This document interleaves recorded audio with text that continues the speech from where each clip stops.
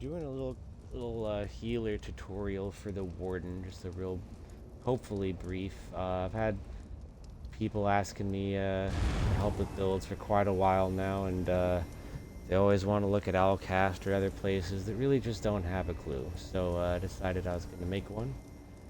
So we'll go right into it with start out with the basics, the stats you're going to want. So if you see right here, main things you're gonna look for are going to be your max magicka. That's gonna be your kind of bread and butter of the healer. So the more max magicka you have, number one, you'll be able to cast more of your healing abilities. The majority of you can make stam healers, but I wouldn't recommend it. It's very hard to do correctly. But the majority of heals that are available are going to be magicka based. So the higher your max magicka is, the more of those abilities you'll be able to cast without running out of magicka. Also, the higher your max magicka is, the more magicka you'll receive on each tick. So every time you get a magicka regen tick and recover some mag, you'll get more of it back the higher your mag pool is. Also, it directly affects your spell damage. So I believe it's a 100 to 1. So for every 1,000 max magicka you get 10 spell damage. It's either 100 to 1 or a 10 to 1. I think it's 100 to 1. But yeah, and the spell damage, as I said, most of your healing abilities are going to be magicka based. So the higher your spell damage, the higher your heals will heal for. So max magic and spell damage, those are the two biggies. The next biggest is your crit. Now you'll notice my crit isn't super high. It's more of a secondary thing. It's nice to have, but it's not something you really need to focus on. It's more of a passive type deal, because you can crit heal. When you heal, you can get the yellow number crit heals instead of the basic greens. Or actually, I don't even know. It changes color. I'm sure it does. Anyway, but you can get crit heals. So if you can get your get that crit percentage right there up to over 50%, that's ideal. But don't sacrifice your spell damage or max magicka to do it. That would be no bueno. So that's just a little basic information. You also want all attribute points into magicka for a healer. So healer's basically your job. The way I like to tell people is what I always tell my guild guys is every role has specific jobs that you need to do that are specific to the role you're on. Now, for the job of a healer, the number one thing that you need to do is to stay alive. Obviously, if you're dead, you're not healing anybody because you're, dead. So you need to stay alive or else you can't do anything. Number two thing is you need to keep those tanks alive. Because as the healer, I mean, if you die, it is possible for the group to live on, even without you. I know. But as important as you, the healer, are, it is possible for your people to survive a little while without you. But if that tank dies and that boss or those big ads go running free, a lot of people are going to die, even with a good healer. So you need to make sure you keep that tank alive. That's your number two job. So one is staying alive yourself. Two is keeping the tank alive. Three, you guessed it, is keeping the damage dealers alive. Goes one right after the other. Number four is you need to buff and debuff. You need to buff your allies, debuff your enemies. So help your damage dealers hit harder. Help them get their damage numbers up. Help give them things that improve their damage output, improve their ability regeneration, their resource management, that kind of thing. Debuff enemies, put stuff on them making them weaker, making them hit for lower numbers, making it so the resistances are lower, things like that. The next thing you need to do, job number 5, is support the unit in any other way besides the ones that I just said. So what that means is fit to your group, basically. So in good groups, the first things that I said, the stay alive, keep tanks alive, keep damage dealers alive, those things, you don't really need to do those in really good groups, because your damage dealers and your tanks are already staying alive themselves. They're not standing in a buttload of damage. and the damage they do stand in they can take. So you don't really need to heal them a whole lot. So that just leaves buffing, debuffing, and supporting your unit. So basically that means, like I said, it just fit to your group, conform to your group. So if your group is really good, they don't really need heals, maybe do a little bit more damage. Focus a little bit more on heavy attacks with your destruction staff instead of your resto staff. You know, maybe spec your attribute points or your enchantments, you know, into something that'll do a little bit more damage. Maybe switch out your Munda Stone to something that'll do more damage. Maybe swap out your abilities or ultimates to something that'll help that specific group more than an extra heal will. You know, there's a lot of things that you can do that will affect group composition. So that's basically the 5 things. So again, that's 1, stay alive. 2, keep tanks alive. 3, keep damage alive. 4, buff allies, debuff enemies. 5, support the unit any other way. That's basically in a nutshell what healers are for. Now I've gone over the basics of healing. Now we're going to get into the actual Warden Healer itself. Now, before I get into this, keep in mind there's many ways to skin a cat, alright? There's a ton of ways to make a warden and still do the job and do it even correctly, alright? This is not the only build that is out there. This is just the build I like the best. So, going right into it. So, ability-wise. So, we're going to start with animal companions. I don't like any of the ones up here. They're useless in my opinion. Fetcher Inflection. Fetcher Infection is great because it applies the minor vulnerability. Now, minor vulnerability only comes from there's not very many places in the game. You can get it from Lightning Wall, lightning damage applies concussed. Concussed applies minor vulnerability. You can get it from the set Infallible Aether.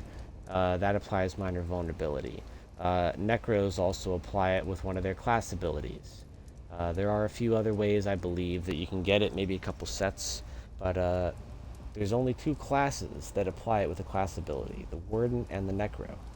And the Warden is the only way to get 100% uptime on that minor vulnerability without using Infallible Aether. So if you don't have a Warden or a Necro in the group, you need to be running Infallible Aether or something similar if you're trying to get that buff. It's a very good buff to have. That's why Wardens are the best healer in the PvE world currently.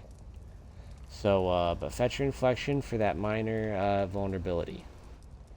Then you're going to want that Blue Betty, that Betty Netch. That's going to give you your major sorcery, increasing your spell damage by 20%, and it gives you back magic at 2, helping you with your mag recovery. And then just get all of the passives in there. They're all useful for things. We're going to go straight into green balance. Go with the Enchanted Forest. Now you have a couple variations with the ultimate. So I use this on my front bar. I'll just go straight down the front bar just to make it a little bit easier for build setup. So front bar rotation, as I already said, you're gonna have that Blue Betty. I have that on my front bar. I have that on my Y button just because the button setup is more whatever you want. So I like to say it like this: whatever your finger goes to the easiest, that's going to be your primary button. Then you're just going to work your way down the line. So you want your primary button to be your general heal. That's your group heal, your illustrious healing. Now that can be found right there in the restoration staff. It's the first ability, Grand Healing, morphed to illustrious. The other morph is, it used to be good, it is not anymore. Alright, so that's illustrious healing. The very next ability is the Netch. That's going to be the 3rd tier button. So the 3rd button, the middle button. Whatever you feel is comfortable, but not super comfortable. The 2nd most comfortable button is going to be your oh shit heal, your crit heal, your burst heal, your more specific heal. That's your budding seeds. Now that's in your green balance. That's right here. Now it's going to be the morphed version of healing seed. Budding seed, the difference basically is you can activate a synergy. As you see here, and I'll activate my buffs here. You can see what it looks like. Budding seed heals you and allies in the area for 13, almost 14k health. Super nice, super nice. Lasts for 6 seconds, and while the field grows, you and the allies heal for about 2k every second. And you can activate it again to cause it to bloom instantly. So that'd just be the burst heal that I was telling you about instead of over time. Then an ally who's in that area of effect can activate the synergy, healing him for 14k over 5 seconds. So that right there, you can cast your healing springs, and then cast that, and it's kind of like having a second healing springs. It's not quite as long lasting, but it heals for more than healing springs does. Sorry, illustrious healing. Healing springs is the old morph. I'm still in the habit of calling it that. But this illustrious lasts for longer, but heals for less. Whereas your warden ability, the budding seeds, see now I can cast it. There's the cast, there's the double cast, and that's like a burst heal. You can just boom, boom. That's a nice quick just burst, and that gets everybody in the general area. And you can see that's a pretty big area. Like you can see, like I cast it in the middle of this room. You can see the full, like that's a large. That gets everybody in the group. That hits all 12 people. Unless you're super split up like Malorkaj and stuff. It's about the same radius as your illustrious. Very large, easy to get everybody. It's a great heal.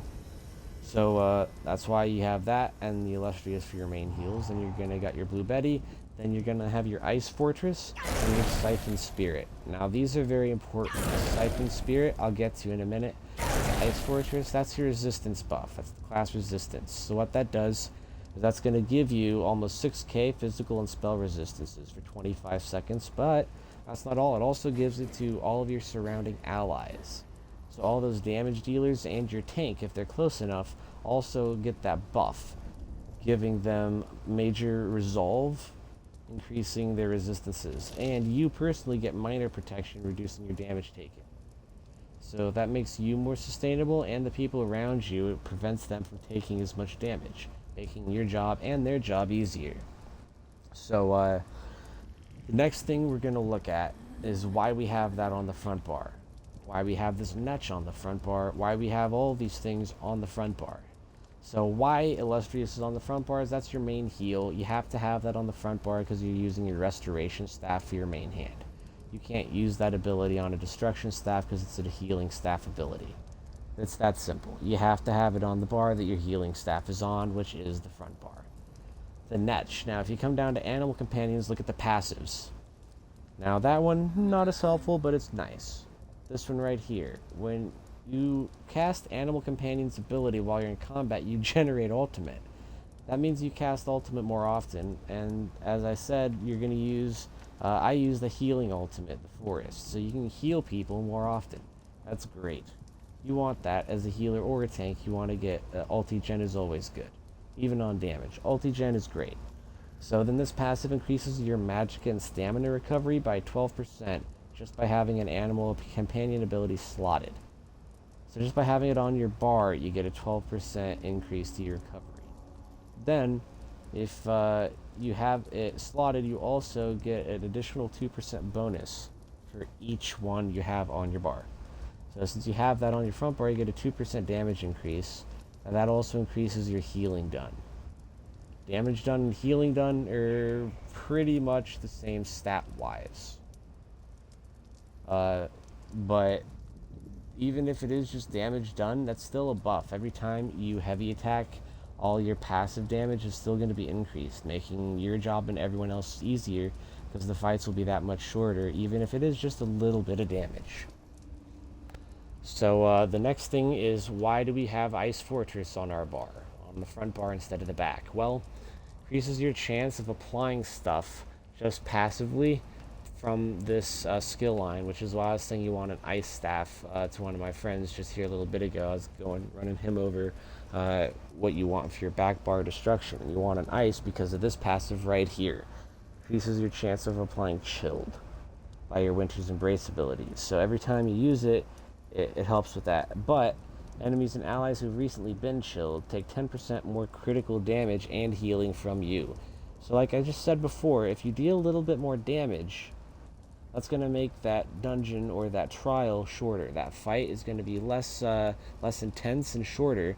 The more damage is dealt, the quicker it's killed. You'll have to heal them less if the fight's shorter because they won't take as much damage over time because it'll be less time. Then we got here. You got your physical and spell resistances, that's great. Reduce effectiveness of snares, increase magic and frost damage. I was pretty sure that you must have changed that. So I guess there is no reason to have that on the front bar. You can have that on the back bar if you want. I have it on the front bar. I'm just what I'm used to. Apparently there's not a whole lot of reason to specifically have it on that bar. It's just kind of what my preference was when I made it. Siphon Spirit. Now that's something that a lot of people overlook. A lot of people go to the Destruction Staff. Come down here, look at Weakness to Elements, morph it to Elemental Drain. Now, don't get me wrong, that's great. It's not a bad thing to do at all. But, what does it do? So, it gives you Major Breach, and the morph, Elemental Drain, also gives Minor Magic a Steal.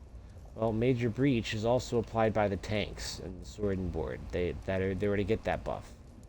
So you're only really applying Minor Magic of Steel. If you come down here to the Restoration Staff, to the ability I was talking about, so Force Siphon, the last ability in the Restoration Staff, if you morph that to Force Siphon to Siphon Spirit, and go down and look at it, it applies Minor Life Steal, just like your Altar, Blood Altar. I'll get to that in a minute. But it applies Minor Life Steal just like the Blood Altar. So while people are attacking the thing that it's applied to, they're healing themselves passively. It also applies, there it is, Minor Magic of Steel to the enemy. So it gives it for 30 seconds, which is in fact longer than Elemental Drain lasts. Elemental Drain is only like 15 to 20 seconds, something like that, whereas this one is a full 30, and it gives 2 buffs instead of just 1. So I like to have that on my front bar instead of Ele Drain on the back bar, because it gives the same buff and heals you in case you don't have your altar on. So now the ultimate, the last thing that matters on the front bar. So I have the ultimate from the green bounce, the Secluded Grove morph to Enchanted Forest. The reason I'm using that, now this is what I was saying earlier, you have a choice here. If you're running the meta set Sax Heal, which is, come up here, this right here. Now, the reason I bring this up, if you look at this 5-piece, when you use an ultimate ability while in combat, you and 11 group members within 28 meters get Major Force for 1 second for every 15 ultimate you spend, increasing your crit damage by 20%. So what that means is you get Major Force, increasing your damage done for that amount of time based upon how much ulti energy was used. Now, the reason I say that you can have, there's another option here, is if you come down to the Assault skill line, there's an ability right here called Warhorn.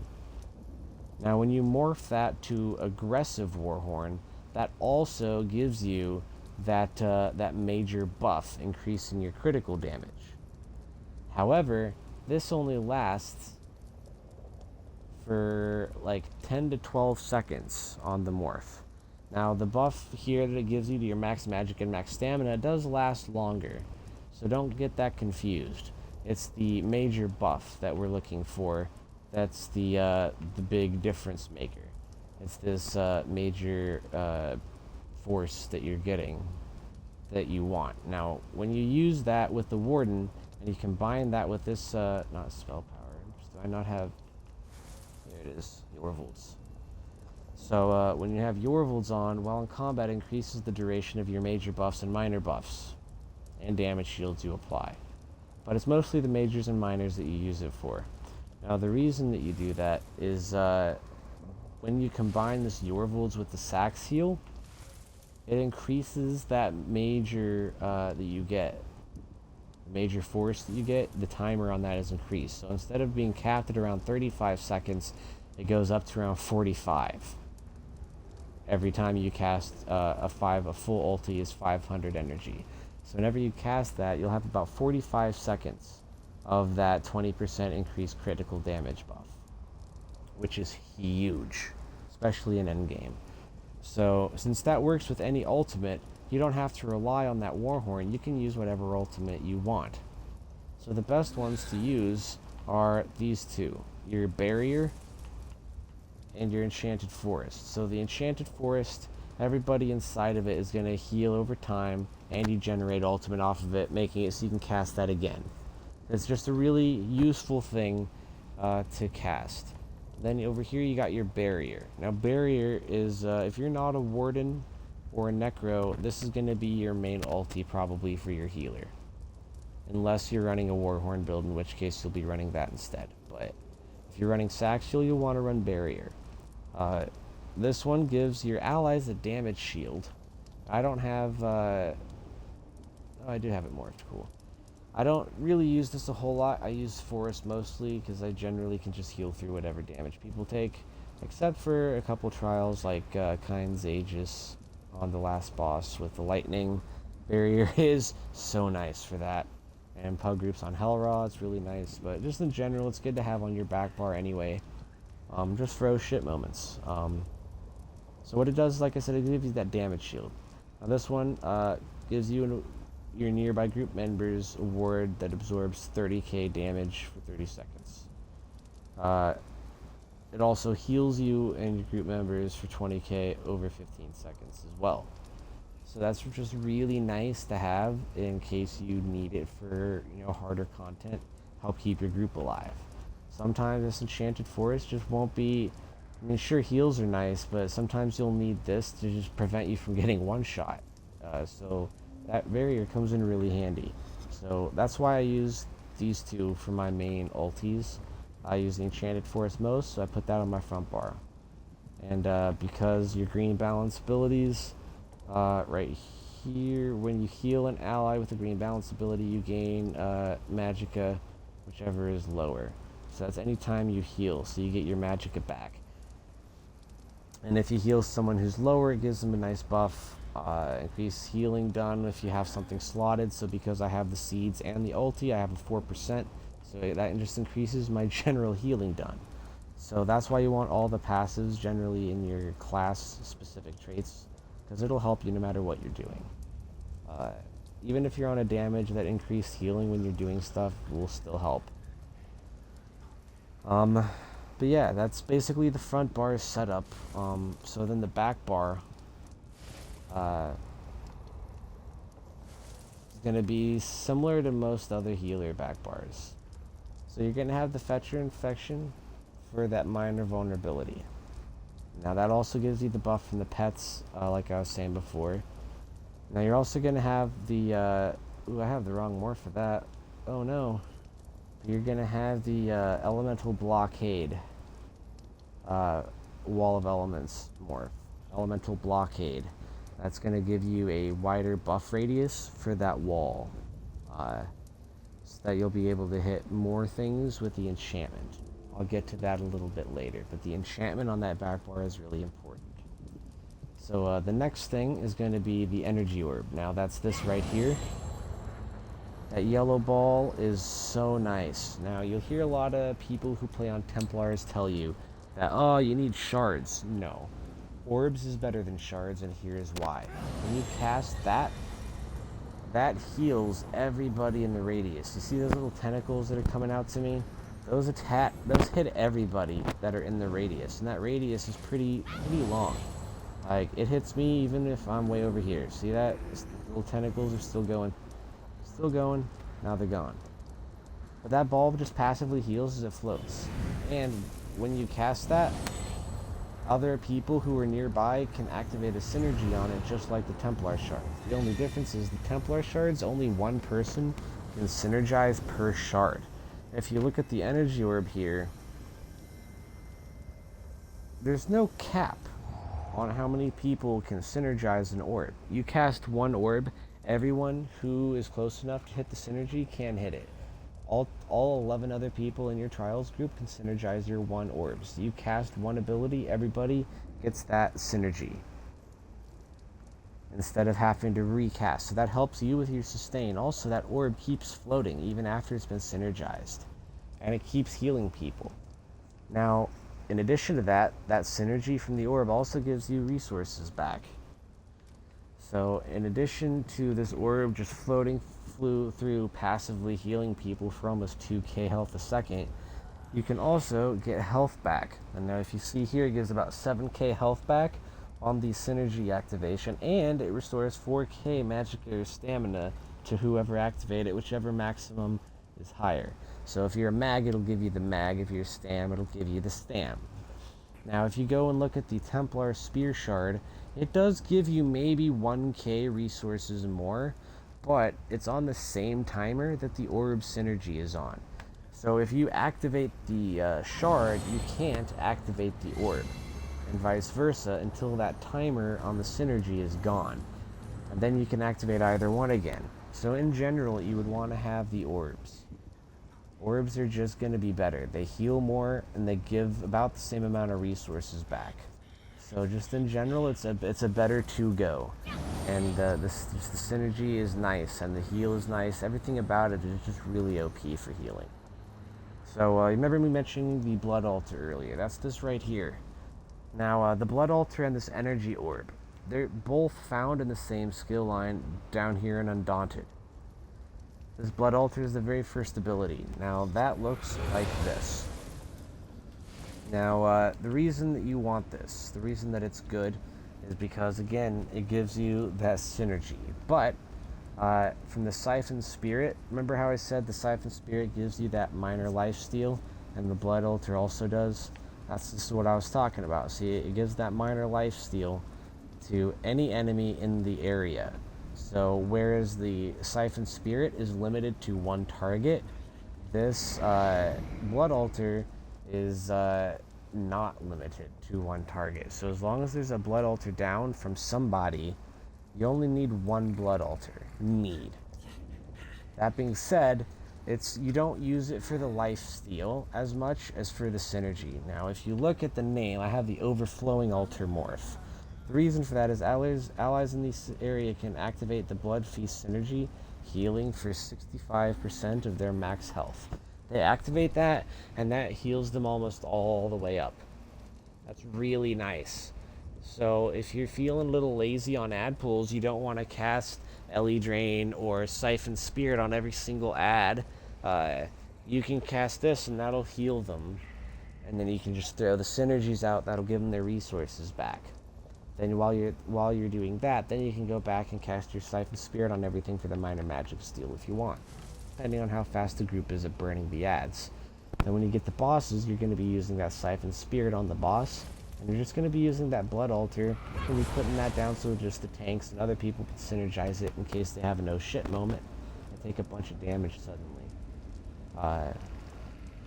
And if you notice, I have one other ability on the back bar, Efficient Purge.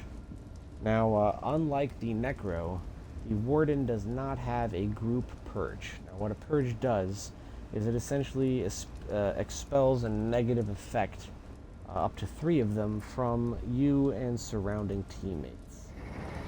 Now, the problem is this is limited to 6 people, so you can only hit you and 5 others with it. Whereas the Necro has a class ability that can purge anybody within the radius.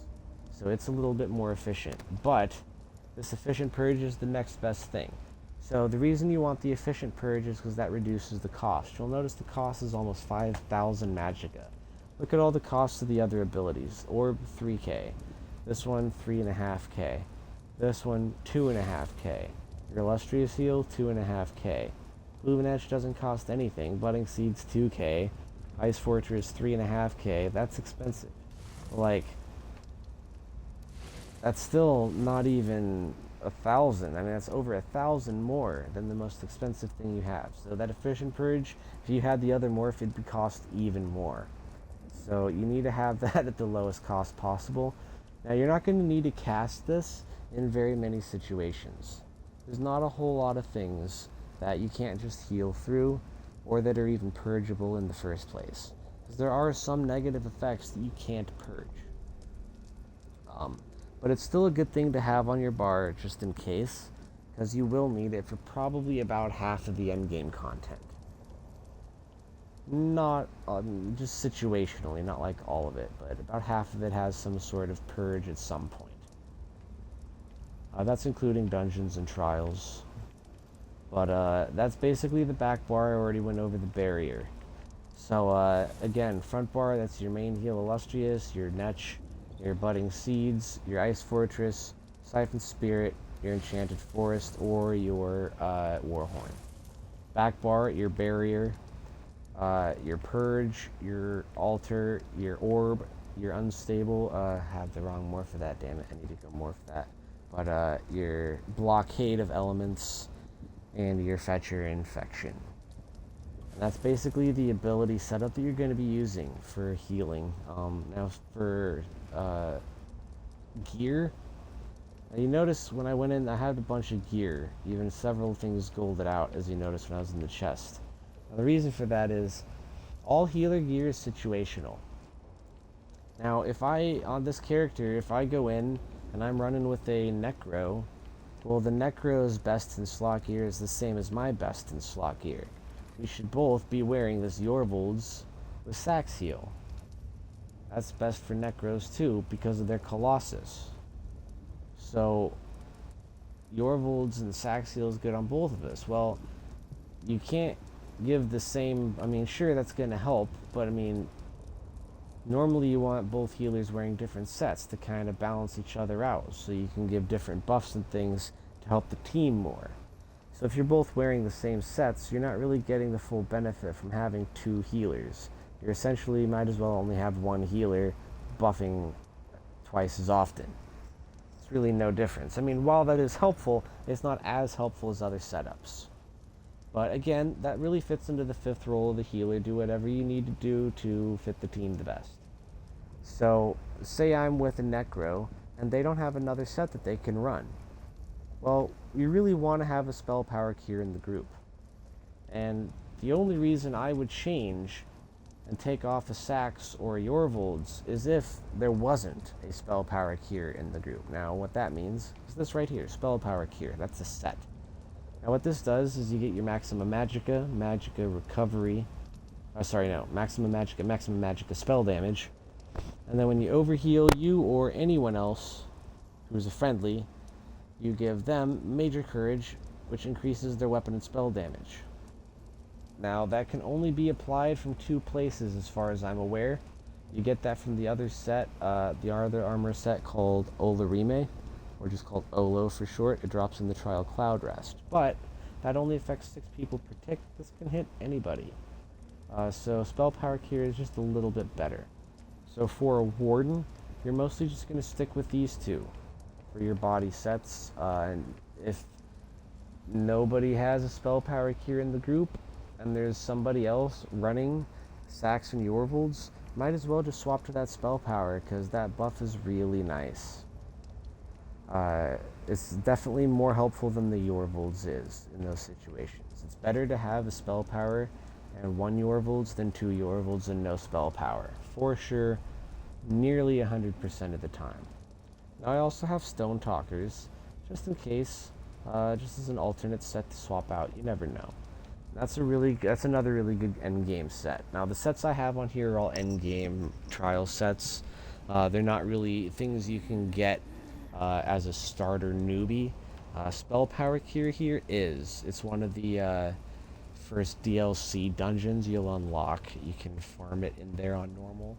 Other than this, there's really no good starter healer sets. You're pretty much just going to run damage sets until you get into some of the better dungeons. But I'm going to kind of go through a list of all the good sets for healers. And this is generally true for all healers, not just the Warden, so just keep that in mind. So the number one thing for all support, including tanks, is Sax Heal. Now you get that in the trial, known as Rock Grove. Now Sax Heal right here. Now the perfected version I'm going to go to because it has the gold, and that's what I run, but you can get it on normal and then imperfected, and it's not a whole lot of a difference. So the only difference is right here. You'll see that ghosted out 5 item, that extra 1000 maximum stamina. That's the only bonus for having the perfected. So as you notice, my healer here has the imperfected, the regular Sax Heal Resto. It doesn't really matter on the healer. If you have the perfected, it's more of a tank thing. But the reason you want it is, like I said, it gives you that buff for that 5 item. It gives you that major force. But if you notice, it's a heavy set. Now, as a Magicka user, you want to run light armor. Now, the reason you want to run light armor is because of the light armor passives. Now, if you go into skills, go down to light armor. Light armor bonuses reduces damage taken from magical effects by 1%. These are all percentage based upon each piece of light armor. So for every piece of light armor, it reduces the damage taken from magical attacks by 1%, reduces the cost of dodge roll, reduces the movement speed penalty from sneaking, reduces the cost of break free, and reduces the cost of bash. But it also increases damage taken from martial abilities. So that's like stamina type attacks, swords, fists, bladed weapons, bows, that kind of stuff. Increases the cost to block and decreases damage done with bash. But you also reduce effectiveness of snares for each piece of light armor worn, and reduce the cost of sprint. Increase magicka recovery, reduce the cost of magicka for magicka abilities. Increases spell resistance for every piece of light armor. Increases weapon and spell critical for each piece of light armor. Increase physical and spell penetration for each piece of light armor. Now, you don't get that with the stamina builds. You don't get that penetration like you do with the light armor. So it's really important that you run only light armor for or at least this patch for your magicka builds. Now, if you're looking to do occasionally, the meta will change and you'll run a 5-1-1 instead of a 7, which means so you have 7 pieces of armor that are like body pieces, head through feet. There's 7. So normally you run all 7 light for healers and damage that are magicka dealing or magicka damage. So the reason for that is for the buffs. But every once in a while the meta changes. You'll want to run 1 piece of heavy, 1 piece of medium, and 5 light. So 5-1-1. 5 light, 1 heavy, 1 medium, 5-1-1. Reason for that is the Undaunted passives. They give you percentages based upon your type of armor worn. So if you have 1 of every type, you get a 6% instead of a 2%. But right now, the passives you get from light armor are better than those passives. So it's better just to go with the full light armor currently. But now we're going to go back to those sets again. So, like I said, that sack seal, that's a heavy set. So you don't want to wear that on your body. You want to use the weapons and jewelry. And I'll get to which pieces go where in a little bit. But right now we're just going to go through the good sets. So sack seal from Rock Grove Trial is one of the best sets. It is the meta for Wardens and Necros. And it's one of the best for healers just in general. The very next best thing I did just mention before, Spell Power Cure. Now, that comes from White Gold Tower. That is a DLC, a dungeon in Cyrodiil. You can access it without having to go to PvP, don't worry. But that drops Spell Power Cure here. Now, like I was saying before, it's really good. Max Magicka, weapon spell damage, overheal yourself for Major Courage. All good, good, good. Now, next best thing after that is Yorvolds. That's another DLC dungeon. Now, if I remember correctly, Yorvolds is from Fanglair, maybe? Nope. Not from Fanglair. Give me a second. I actually don't quite remember. Marcelok, maybe? No, that's Zen's. Boy, I can't remember. Scalecaller. There it is. Okay. Yorvolds is in Scalecaller Peak. And that, like I said, increases the duration of major and minor buffs. Very, very good. The next thing is found in Kind's Aegis Trial. So that's right here. And it's called Roaring Opportunist. Now, this is good because of the 5 item again. So the first, ones, they're decent. Offensive pen, that's great. 3 item, Major Slayer, or Minor Slayer, that's great. Weapon and spell damage, that's all well and good. But really, it's the 5 item, because after completing a fully charged heavy attack, you and 5 people get Major Slayer, increasing your damage done, and it increases the duration by 1% or by 1 second, I mean, for every 600 spell damage or 6k magicka you have. And I believe those do stack on each other. So it can only affect the target every 22 seconds. But if you notice, 600 spell damage, 6k magicka. Now if we look here, I already have well over 600. That's around 4 times that. And if I look at the max magicka, I have well over 6k. Again, well over 4 times that. So that you're looking at around 10 seconds, maybe even more, just based off of that right there, of buff that you're getting just from that set alone. So that's pretty handy buff to have. So again, that's a Roaring Opportunist from Kind's Aegis. The Perfected, again, not a huge difference. It just gives you a little bit more magicka. That's all the Perfected versions do generally, is just give you 1k extra resource. But yeah, so that Major Slayer, really nice. There's only so many ways you can get Major Slayer. That's one of the few. So we've already gone over Saxiel from Rockgrove, SPC from White Gold, Yorvolds from Scale Caller, and RO from Kinds. And you've also got Twilight from Maw of Lorcage, which is a very underrated set. It's really good for starting healers. If you can find yourself into a normal Maw of Lorcage run, if you're new to like vet content, this is a good set to run for new healers. Here's why: that 5 item. When an ally activates a synergy, they heal themselves for a shitload over 15 seconds and get minor force for the duration, increasing their critical damage by 10%. Now that minor force is an ability that damage dealers have to cast to get that. So if you're applying that and healing, that helps them out. That's great. So that's something that's also very useful. It's not meta anymore, but it's still very nice to have. Next thing that I'm going to mention is another trial set. You noticed I was wearing it earlier. That's from Rockgrove, also like Saxiel. This one is known as Stone Talker.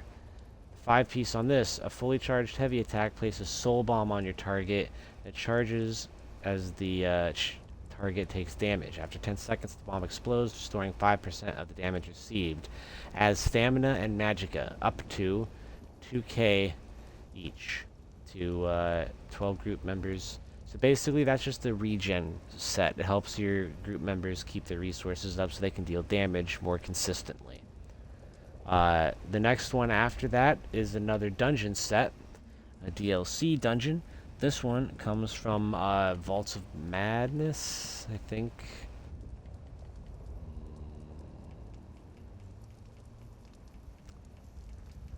Oh, that's a regular. That's not a DLC. Vaults of Madness. Yep, Worm. There it is. Worm's Raiment. Now, Mag Recovery, this is mostly a recovery set for you and others. 5 item gives you magical recovery to you and everyone near you. Just basically, you get more magicka. It's just a nice, handy set. Sometimes tanks run that for the off-tank on their weapons and jewelry. But again, it's not a meta. It's just kind of helpful. And that concludes all of the good 5-piece sets. There are also some good 2-piece monster sets that you should be aware of. Number 1 that you should look into getting is called Symphony of Blades. It's from Depths of Malatar, right here. This is the one I use. When you heal an ally who's under 50% of their primary resource, it gives them a bunch of magic or stamina every second for 6 seconds. And that can occur every 18 seconds per target. So that's really handy. The next best one after that is known as Bogdan. It's in the regular dungeons, I believe. Elden Hollow? Yeah, Bogdan of the Night Flame. So this one, when you heal yourself or an ally, you have a 20% chance to summon a totem for 6 seconds. That heals you and your allies within 5 meters for 2k every second. That can occur every 10 seconds. Scales off your max magic or stamina. It's really good. It's a very handy thing to use. If you have plenty of regen in the group, that's a good thing to use just for general healing. Bogdan is a pure healing, whereas Symphony is a pure regen. And then we're going to go to another DLC dungeon for the last good healer set called Earth Gore. Now this is in Bloodret Forge. Now this one, when you heal yourself or a group member that is under 50% health, you conjure a pool of blood underneath them, immediately removing all harmful area effects, and healing the lowest health group member in the area after 2 seconds for 5k health every 2 seconds over 8 seconds. So basically it's just a heal and cleanse type thing. It heals them and cleanses them and removes some of the AoEs that might be pestering them. So it's just a really good support set. I actually run that on my tank, but that's also good on healers as well. And that essentially goes over all the gear sets. Now I'm going to go over how to set up the gear itself, how you want to set it up. So the main hand, you want to run a Resto Staff, and you want that to be decisive for the trait. The reason for that is if you see that, it gains ultimate. Like I said earlier, ultimate is good. Now, for your front bar, for the Resto Enchant, you can really do whatever you want. Personally, I like to go with the increased weapon and spell damage, because that only increases your healing. Increased weapon and spell damage increases your spell damage, which increases your spell's ticks. So if you're healing, higher spell damage would be good for that. So I like to do weapon and spell damage on the front, but you could also go with the magic glyph that gives you magicka regen and deals magicka damage. You could do one that weakens the enemy's attacks. There's really whatever you feel. You could put something on there that, like a flame glyph that deals more damage. It's really whatever you feel is more useful for your build. But I just personally I like using the weapon damage. But that's for the front bar, healing and decisive. The back bar is going to, for the Warden, be an ice staff. The reason for that is the only people that run ice is tanks and healers. You got flame from your magicka damage, so healers you can either run lightning or ice. So when you're building your healer, you have to think, do I want to run lightning or ice? Well, what are the bonuses that you get for lightning versus ice? So ice applies chilled, and chilled applies brittle. And brittle has to do with your crit damage or penetration or something, I believe. I don't quite remember. But either way, that's a buff that you only get from ice stuff. Whereas lightning, the miner is concussed, and that gives miner vulnerability. But as I already said, you're applying that already 100% of the time with your Fetcher infection. So your Fetcher flies, you don't need to use that lightning because you're already applying the same buff. So you're just going to go ahead and run that ice, because that's just another buff that you can apply that you're not already applying. You always want to try to apply as many majors and minors as you can, but they don't stack on each other, so you can't apply the same one twice. So make sure that you're always applying. If you're running a Warden, try to go with the ice staff back bar. And you already get buffs for ice things from your passive, so it just kind of fits with the whole ice wizard healer theme. So back to the gear setup. So back bar is going to be an ice and infused. Now infused is going to buff your enchantment, and you want to run a crusher enchantment, reducing the resistances of targets. That's why you want to run the blockade of storms instead of the unstable wall, or blockade of frost instead of unstable wall. The blockade morph of your wall of elements is going to be a wider and longer duration, so you'll have that enchantment proccing more. It's not about the damage, it's about that enchantment buff debuff deal. So infused with a crusher enchant, and that's why you have the wall on your back bar with this setup. So then you're going to go straight to your body sets. Like I said, I'm running Symphony. You're going to have everything in light divines. Literally everything all the way down light divines. All of it light divines. Doesn't matter if it's purple or gold, really. Purple or gold, it doesn't... It's really just mid-maxing for endgame. I mean, every little bit helps for sure. But you can definitely beat stuff with purple gear. But maybe don't tell your raid team. But yeah, so just light divines all the way down. You get to jewelry, go arcane. Now, the reason for that is, again, arcane gives max magicka. Like I said, max magicka helps with your recovery, and spell damage is just better. You could run things like Bloodthirsty or Infuse and buff it that way, but honestly, Max Magicka does the same thing. So I feel like instead of using a trait that just buffs an enchantment, you could use a trait that goes along with the enchantment. So I use Arcane with the spell damage enchant for the jewelry on all my healers. And that's basically the gear setup. So now the food. So I use the same food as Parse food for damage dealers. As long as you have enough health, so wardens get bonuses to their health. Now as you see, I have 17, almost 18k health. So when I eat that, my health doesn't go up, just my magicka. Now, I'm used to playing with low health, so with fully buffed I'm at 19, and then I can hit that, and then boom, I'm up to nearly 20k fully buffed up and everything. So all in all, I don't really, as long as you're between 18k and 20k or higher, you're good. So because of that, I'm using Parse food that doesn't give me health. It gives me mag recovery and max magicka. It gives me the highest magicka you can get in the game for food and the highest magicka recovery. This is the meta food for damage and healing. And again, that can change slightly depending on your build, but in general, this is the best food you can get for mag damage or healers. And this is only one variety of this. It drops in Halloween. That's the only food I use, and then you have two choices for your pots. Now, as a warden, you're already getting your spell damage buffs, your major sorcery, increasing your spell damage by 20% from your mech.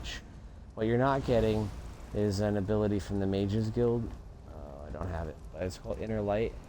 That is something that damage use. It gives you your 20% crit. So you can either use trash mag pots, or if you're trying to get super sweaty, you can use Essence of Spell Power Potions, or the PvP drop version Alliance Weapon Power Potion, or Spell Power Potions. It's essentially the same thing, it's just the ones from PvP are cheaper. So if I can track down my banker, I will show you the stats on him. Honestly, it's just a price thing. I mean, like I said, the crit, it's nice. It's definitely nice, but it's not going to make or break your build. You can still heal stuff without a high crit, but if you're trying to be as good as humanly possible, you'll want this right here, the Alliance Spell Drop.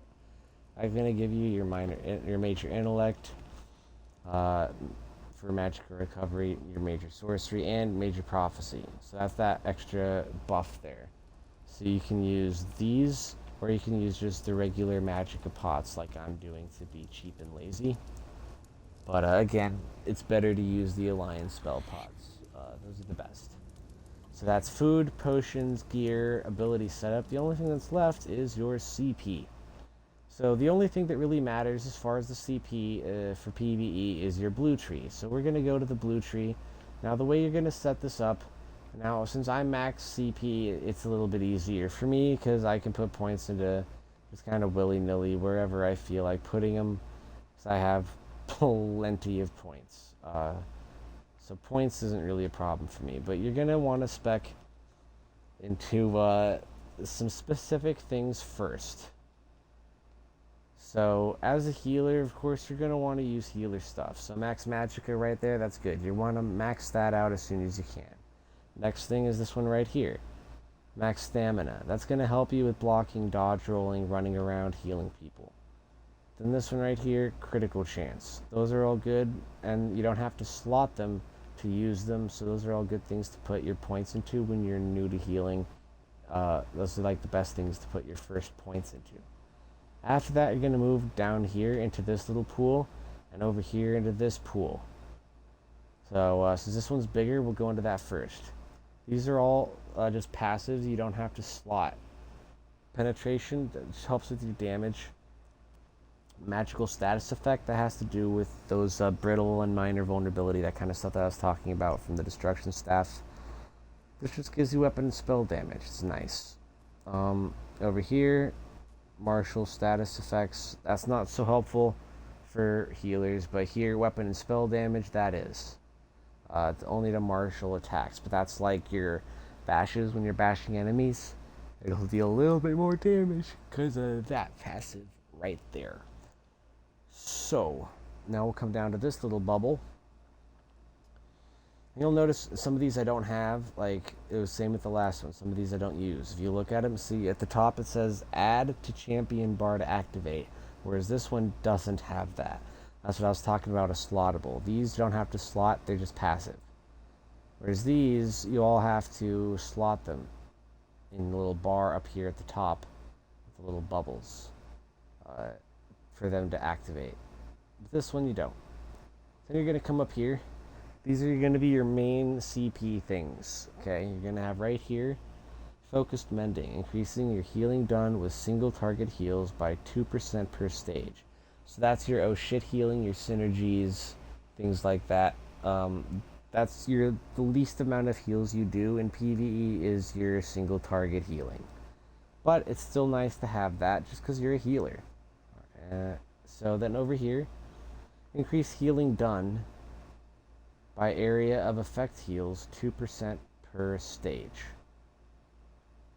Also great. Increase healing, muy bueno.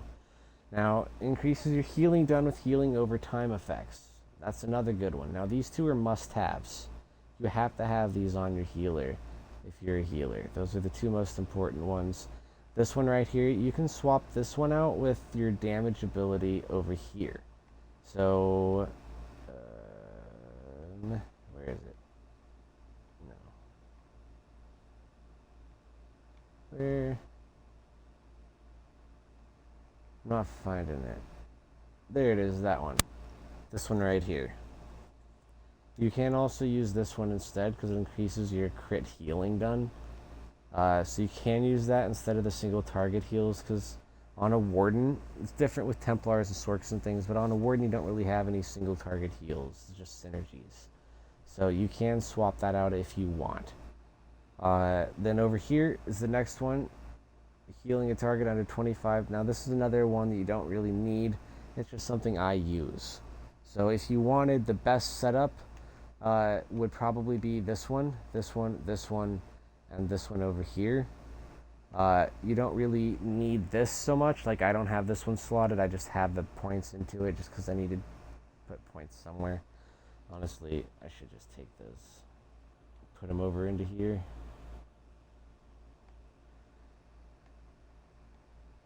Actually, drain that.